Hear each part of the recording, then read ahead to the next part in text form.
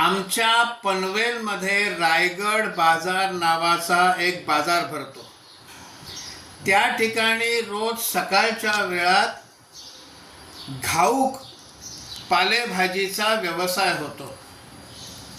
सगळे रिटेल दुकानदार हे तिकडनं भाजी आणतात आणि रिटेल मार्केटमध्ये विकतात. या घाऊक भाजीपाला बाजारामध्ये भाजी खूप स्वस्त मिळते. त्यामुळे अनेक लोक हे सकाळी त्या बाजारात जातात आणि घरच्यासाठी लागणारा आठवड्याचा भाजीपाला तिकडनं घेऊन येतात.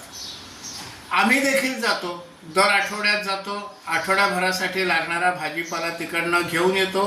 पैसे वाचतात, स्वस्तात मिळतं म्हणून आम्ही हे करतो. पण तिथे एक दृश्य असं पाहायला मिळतं की तिथे जे स्टॉल्स आहेत, दुकानं आहेत, बांधलेली दुकानं, त्या दुकानांचे मालक हे मराठी आहेत. त्या दुकानांवर दुकानदारांची नावं लिहिलेली आहेत.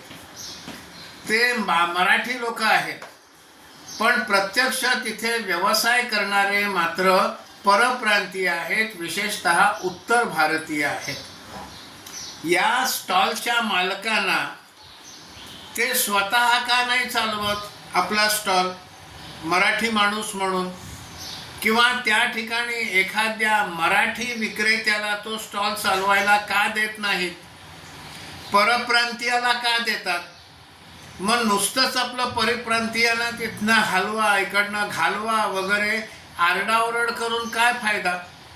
हा नुसता एक भावनिक विषय होत आहे.